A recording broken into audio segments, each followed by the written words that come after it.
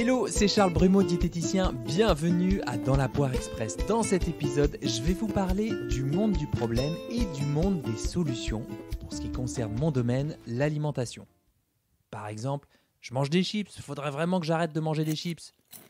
Ou alors, j'avale tout rond, faut vraiment que j'arrête de manger vite. Ces phrases qu'on se répète en boucle, elles ont en commun une chose. Elles font partie du monde du problème.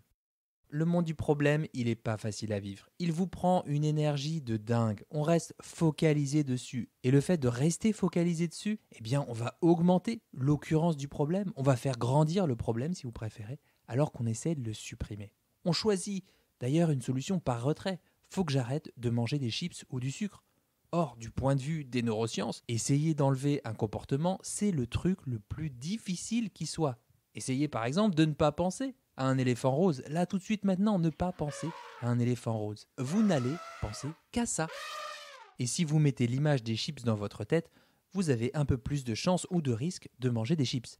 Et si vous n'y arrivez pas, ou que de supprimer le sucre ou les chips, ça ne marche qu'un temps, eh bien votre sentiment de maîtrise va s'effondrer. En plus, vous avez fait un comportement problème et vous vous jugez de l'avoir fait. Le monde des solutions, quant à lui, il ouvre un peu plus la focale. On dézoome du problème. À défaut de prendre de la hauteur, on prend déjà un peu de distance. On veut que ce soit plus facile à vivre. On va chercher nos motivations, et la motivation, c'est ce qui donne de l'énergie, c'est pas ce qui en prend. Une seule certitude, c'est qu'on a un corps à nourrir. Nourrir le vivant, nourrir ce corps en mouvement. Et surtout, au lieu d'opter pour le retrait du comportement, on choisit l'ajout d'une solution plus écologique, c'est-à-dire compatible avec notre bien-être, dans une optique de tolérance et pourquoi pas d'un peu de tendresse envers soi. En ce moment, la tendresse, je pense qu'on n'en a jamais assez. Ce qui pourrait donner, plus concrètement, continuez à manger des chips pour le goûter, mais regardez aussi ce que vous pouvez ajouter comme aliments agréables, qui ont d'autres qualités, qui vont mettre un peu de diversité et surtout un peu de nuance dans le palais. Pourquoi pas un fruit de saison, celui que vous préférez ? Pour éviter d'avaler tout rond, au lieu de vous dire d'arrêter de manger moins vite, regardez déjà si ça marche pour vous de mettre un petit sas de décompression avant d'attaquer le repas, afin d'arriver dans un état d'excitation plus neutre et plus propice à l'expérience gustative. Pour le sas de décompression, si vous voulez plus de détails, il faut juste écouter ou réécouter le dernier épisode de Dans la Poire Express.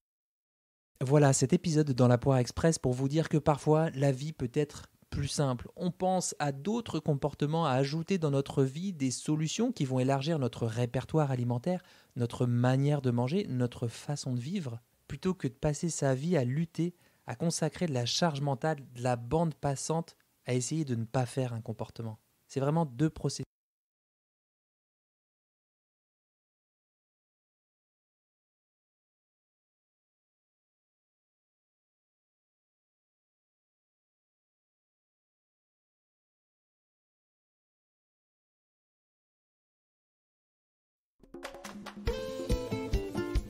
Si vous avez appris au moins une chose, une seule chose dans cet épisode, le meilleur moyen pour soutenir mon travail et m'aider à faire connaître Dans la Poire, c'est de le partager.